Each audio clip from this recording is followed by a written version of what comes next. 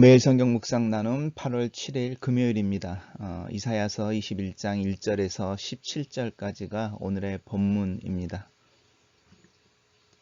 본문을 읽겠습니다. 해변 광야에 관한 경고라. 적병이 광야에서 두려운 땅에서 내게 회오리 바람같이 몰려왔도다. 혹독한 묵시가 내게 보였도다. 속이는 자는 속이고 약탈하는 자는 약탈하도다. 엘람이여 올라가며 메대여 에워싸라. 그의 모든 탄식을 내가 그치게 하였노라 하시도다. 이러므로 나의 요통이 심하여 해산이 임박한 여인의 고통 같은 고통이 나를 엄습하였으므로 내가 괴로워서 듣지 못하며 놀라서 보지 못하도다. 내 마음이 어지럽고 두려움이 나를 놀라게 하며 희망의 소광이 변하여 내게 떨림이 되도다. 그들이 식탁을 베풀고 파수꾼을 세우고 먹고 마시도다. 너희 고관들아 일어나 방패에 기름을 바를지어다. 주께서 내게 이르시되 가서 파수꾼을 세우고 그가 보는 것을 보고하게 하되 마병대가 쌍쌍이 오는 것과 나귀떼와 낙타떼를 보거든 귀 기울여 자세히 들으라 하셨더니 파수꾼이 사자같이 부르짖기를 주여 내가 낮에 늘 망대에 서 있었고 밤이 새도록 파수하는 곳에 있었더니 보소서 마병대가 상상이 오나이다 하니 그가 대답하여 이르시되 함락되었도다 함락되었도다 바벨론이여 그들의 조각한 신상들이 다 부서져 땅에 떨어졌도다 하시도다.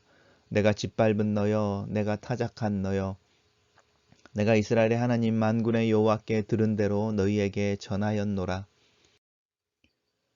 두마에 관한 경고라. 사람이 세일에서 나를 부르되 파수꾼이여 밤이 어떻게 되었느냐 파수꾼이여 밤이 어떻게 되었느냐 파수꾼이 이르되 아침이 오리니 밤도 오리라. 내가 물으려거든 물으라. 너희는 돌아올지니라 하더라. 아라비아에 관한 경고라. 드단 대상들이여 너희가 아라비아 수풀에서 유숙하리라. 대마 땅의 주민들아 물을 가져다가 목마른 자에게 주고 떡을 가지고 도피하는 자를 영접하라. 그들이 칼날을 피하며 뺀 칼과 당긴 활과 전쟁의 어려움 앞에서 도망하였음이니라. 주께서 이같이 내게 이르시되 품꾼에 정한 기한같이 1년 내에 게달의 영광이 다 쇠멸하리니 게달 자손 중 활 가진 용사의 남은 수가 적으리라 하시니라. 만군의 여호와의 말씀이니라. 오늘 본문은 세 개의 단락으로 나뉘어져 있는데요. 우리가 본문을 읽으면서 느끼는 느낌이 조금 어려운 본문 같이 여겨집니다. 단락별로 살펴보겠습니다.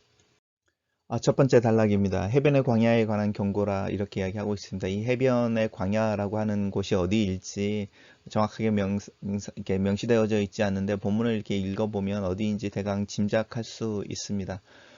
엘람이어 올라가고 메데어 에워싸라 이렇게 말하면서 두 나라가 공격하는 모습을 이야기하고 있는데 이 엘람은 우리가 잘 알고 있는 바사라고 하는 제국 나라를 이야기하고요. 는 미디아라고 역사에 나오는 나라인데 이 엘람 이렇게 바사와 메데가 우리가 이제 잘 알고 있는 페르시아가 되고 거기서 이제 고레스 왕이 나오는 거죠. 바벨론의 마지막 때의 마지막 왕에 대한 이야기가 나올 때에 그 왕의 이야기가 다니엘서 5장에 나오는데 벳사살 왕이 다니엘서의 5장에 나오는 왕인데 바벨론의 마지막 왕으로서 어느 날 밤에 1000명의 귀인들을 초청해서 예루살렘 성전에서 가져온 그릇들을 꺼내서 잔치를 베풀고 하나님이 아닌 다른 금, 은, 돌, 나무 이런 것들로 만들어진 우상을 찬양할 때에 벽에 손 하나가 나타나서 글을 쓰는 거죠.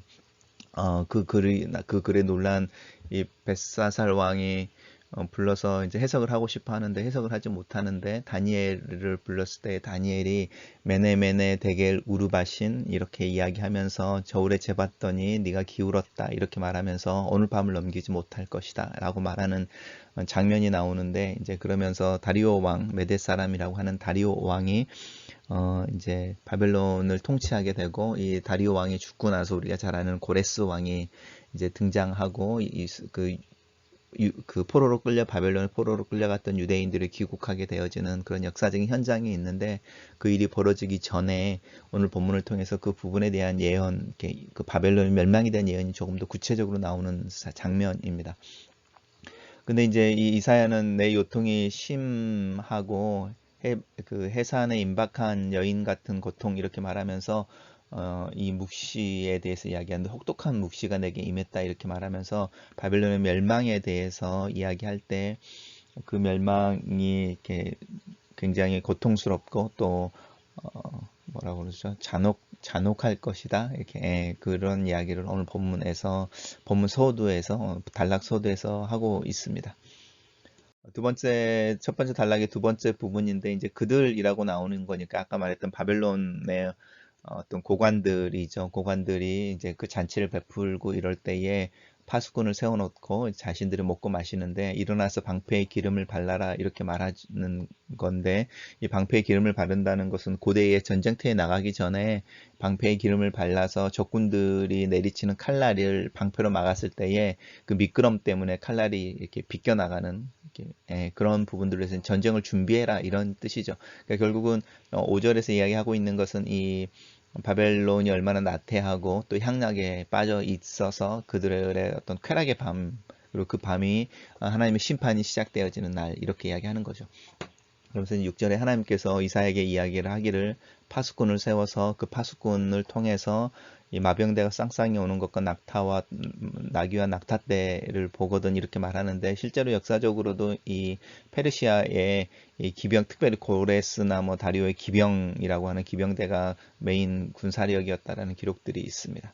그래서 이 파수꾼이 이제 이야기를 하면서 이제 구체적으로 이제 아까 말했던 해변 광야가 어디인지가 나오죠. 바벨론 그리고 그들이 조각한 모든 신상들이 땅에 떨어져 부서졌다 이렇게 말하면서 내가 짓밟은 너여 내가 타작한 너여 이렇게 하나님이 이제 바벨론을 향해서 탄식하는 소리가 나오는데요. 이 탄식하는 소리 속에서 단순히 그들이 무너졌다 이런 뜻이 아니고 이 짓밟았다 타작했다는 게 이제 추수를 이야기하는 거죠. 추수하는 거니까 하나님의 마당에 이렇게 시간이 되었을 때에 거두어져 타작되어지는 곡식처럼 하나님의 것에 대한 이야기가 사실은 이 심판 속에 담겨져 있습니다. 그래서 우리가 하나님의 징계를 이야기할 때에 하나님의 어떤 무서움에 대한 이야기를 하는 것이 아니고요. 하나님의 주권에 대한 이야기를 하는 것이고 하나님의 소유권에 대한 이야기를 하시는 것이고 하나님이 맡겨주셨던 일들에 대한 이야기를 하시는 것이고 구원에 대한 이야기 또 회개에 대한 이야기를 하고 있는 것을 우리가 이 심판 또 마지막 때에 대한 이야기를 하면서 계속 듣게 되는 메시지인 것을 기억하면 좋겠습니다. 저는 이 첫 번째 단락을 하나님께서 해변 광야인 바벨론을 메대와 바사를 통해 징계하시는 날을 파수꾼의 입을 통해 경고하신다 이렇게 적었습니다.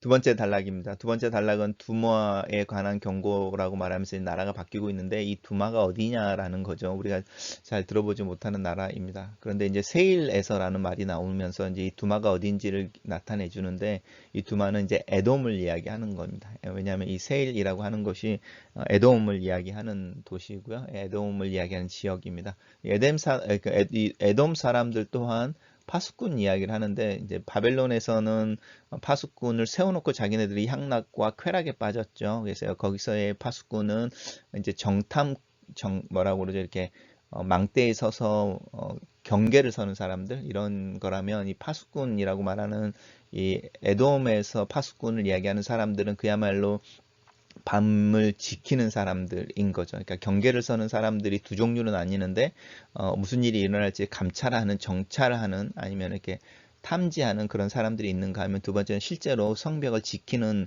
이렇게 지키는 군사가 있잖아요.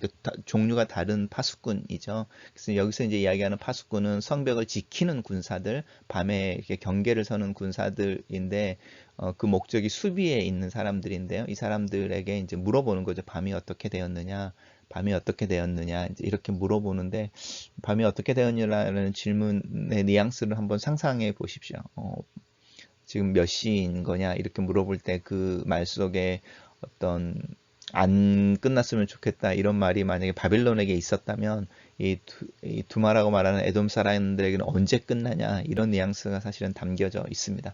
그래서 이제 파수꾼이 이야기하기를 아침이 오나니 밤도 다시 온다 이렇게 이야기를 하면서 잘 좀 뉘앙스가 좀 어려운 부분을 이야기하고 있습니다. 결국은 아침이라고 하는 것은 구원을 이야기한다면 밤이라고 하는 것은 어둠과 어떤 두려움과 또 어떤 징계와 이런 걸 이야기한다면 그런 것의 순환에 대해서 이야기를 하는 건지 아니면 또 다른 어떤 걸 이야기하는 건지 사실은 이야기가 좀 어려워 보입니다. 다만 이제 너희에게 물으려면 물으라 이렇게 말하면서 너희는 돌아올지니라 이렇게 말하면서 하나님이 에돔 사람들을 향한 어떤 경고의 말씀, 이런 말씀이 그 뉘앙스 속에 담겨져 있는데, 오늘 저희 두 번째 단락을 저는 이렇게 요약했습니다. 고난의 밤이 끝나기를 고대하는 에돔인들에게 구원의 아침을 맞이하기 위한 해결을 요청하신다. 세 번째 마지막 부분입니다. 세 번째 단락은 이 아라비아에 대한 경고입니다. 근데 그 당시에도 아라비아는 원거리 상업을 하는 사람들, 또 그 사람들을 상대로 부를 축적하는 사람들, 그리고 또 이 아라비아에는 그 어떤 이렇게 굉장히 우리가 잘 이렇게 그 영화를 볼 때 나타나는 낙타를 타고 다니면서 이렇게 활을 쏘는 이렇게 어떤 이렇게 어떤 빠른 용사들, 이런 이야기들이 이제 아라비아 사람들인데요. 이 드단 대상들이라고 하는 사람들이 이 원거리 상업을 하는 사람들인데, 이 사람들이 아라비아 수풀에서 유숙하라라고 말하는데요. 이제 아라비아 수풀이라고 하는 곳이 이제 이 데마라는 땅 근처에 있는 이제 어떤 숲속 같은 곳인데, 숲을 안에 이제 도망치는 거죠. 유숙한다는 게 그냥 단순히 거기서 밤을 새라 이런 뜻이 아니고요. 숨는 거죠. 그리고 이 사람들을 향해서 물을 가져다 주고, 목마른 사람들에게 물을 주고, 떡을 가져다 주고, 도피하는 자를 영접해라, 이제 이렇게 말을 하면서 이 아라비아의 어떤 전쟁에 대한 이야기를 하는 거죠. 그리고 이 드단 대상들이 어떤 일들을 하냐면, 이 칼날을 피하며 뺀 칼과 당긴 활과 전쟁의 어려움에서 도망하였다 이렇게 말하면서 이제 아라비아의 어떤 원거리 상업이라고 하는 부분에 있어서 어려움이 생기고, 또 아라비아의 이제 전쟁의 어떤 경고에 대한 이야기를 하고 계시는 거죠. 그러면서 이제 품꾼에 정한 기한 가치라고 말하는 거죠. 아까 말씀드렸던 것처럼 하나님께서 이렇게 그 바벨론에 대한 심판을 이렇게 추수할 때로 이야기를 하시는 것처럼 내 것이고 내가 맡겨진 어떤 것이 있는데 그것을 계산하는 부분에 대한 이야기를 하고 있습니다. 그때 게달의 영광이 쇠한다고 말하는데, 이 게달은 아라비아를 이야기하는 것이고요. 게달 자손도 마찬가지입니다. 지금도 유대인들은 이 아라비아 사람들 쓰는 아라비아어를 게달의 언어라고 표현한다고도 합니다. 그래서 이제 숫자가 적으리라 이렇게 말하죠. 그러니까 제가 계속 강조하는 거지만, 징계가 있어서 하나님의 어떤 채찍이 임하지만 완전히 소멸되어지지는 않는 부분들에 대해서 남겨놓는 게 어떤 은혜이지 않나 이런 생각이 듭니다. 여호와의 말씀이다라고 말하면서, 특별히 이스라엘의 하나님 여호와의 말씀이다라고 말하면서 이제 그 이사야가 분명하게 이 예언의 어떤 근원 또 소스에 대해서 정확하게 표현하고 있습니다.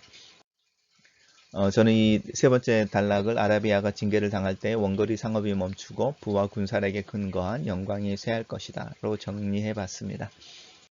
묵상 포인트입니다.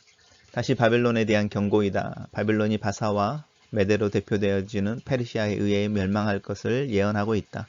실제로 다니엘 5장은 오늘의 본문의 예언처럼 바벨론의 마지막 왕이었던 벳사살이 1,000명의 귀인들을 초청해 예루살렘 성전에서 탈취한 그릇에 음식과 술을 담고 잔치를 베풀고 금은, 구리, 새, 나무, 돌로 만든 신들을 찬양하던 밤에 메대의 다리오 왕의 죽음을 당하는 멸망하는 모습을 기록하고 있다.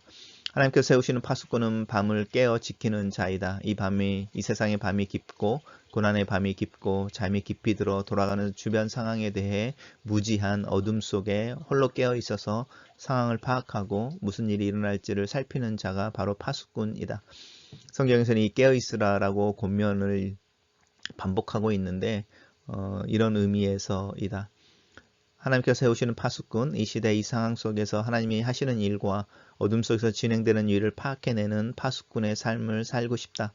하나님의 소리로 이 시대를 살아가려고 할 때 내 입술에 있는 메시지의 내용을 위해 내 마음과 눈을 밝혀 상황을 읽을 수 있는 지혜가 필요하다.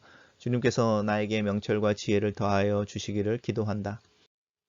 에돔 사람들이 고대하는 밤의 끝은 아침이 오는 것을 통해서만 가능하다. 어두운 밤, 무엇이 일어날지 모르는 것에 대한 두려움과 어둠 속에서 아무것도 할 수 없는 무료함이 탄식처럼 밤이 끝나기를 기대하게 하지만, 아침이 오면 해는 뜨겠지만 그 해가 구원의 해가 되게 하기 위해서는 여호와께로 돌아가야만 한다.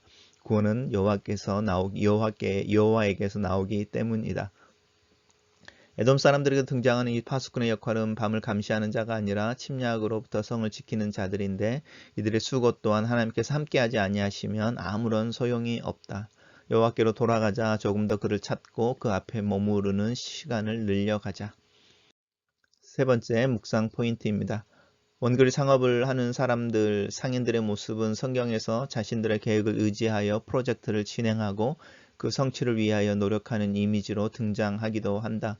오랫동안 경험, 여행의 경험은 무슨 일이 닥치며 어떻게 생존하며 어디로 가야 하는지를 알게 한다. 이 현자의 이미지가 이 원거리 상업을 하는 상인들의 모습 속에 있다. 하지만 그들의 계획이 멈추고 도망치는 것 외에 다른 방법이 없는 날이 온다. 타인의 작은 호의에 의지하여 생명을 유지해야 하는 상황이 온다. 부와 날쌘 군사들을 자랑하던 게달의 영광 또한 사라지는 날이 있다. 오늘날 이 부와 군사력이 한 나라의 힘을 대표하지만 영원하지 않을 것은 분명하다. 하나님 앞에서 작은 호의를 베풀 줄 알고 자기의 소유를 자랑하지 않고 하나님의 뜻을 구하는 겸손과 순종의 태도를 가지는 것과 자기 계획을 의지하지 않고 그 계획을 이루도록 허락하시는 하나님을 신뢰하는 믿음이 필요한 시기이다. 글로 쓰는 기도입니다. 길고 어두운 밤을 걷고 있습니다. 코로나 바이러스로 인한 이 밤은 언제 끝날까요, 하나님? 이 어둠 속에서 들려오는 자연재해와 사회계층 간의 갈등, 전쟁과 인재 소식들은 더 아침을 기다리게 하는 것 같습니다. 이 어둠의 밤이 속히 끝나고 일상의 평범함과 평화로움의 아침이 시작되고 다시 분주하게 살아 움직이는 세상이 오면 나는 또 사람들은 하나님을 기억하고 하나님께 감사할까요? 이 어두운 밤에 하나님의 발소리를 듣게 하시고 일하시는 손을 볼 수 있는 파수꾼의 눈을 주소서. 이 시대의 작은 힘으로 내게 주어진 곳에서 방비와 경계를 하는 파수꾼의 성실과 인내를 허락하소서. 나로 하나님의 소리로 이 시대를 살 수 있는 은혜와 지혜를 주소서. 이 세상의 계획과 군사력과 같은 인간의 힘이 아닌 아침을 가져오시는 하나님을 보게 하소서. 하나님을 더 찾고 의지하고 작은 것을 나눌 수 있는 여유로운 낭만의 그리스도인으로 이 어두운 시대를 살게 하소서. 아멘.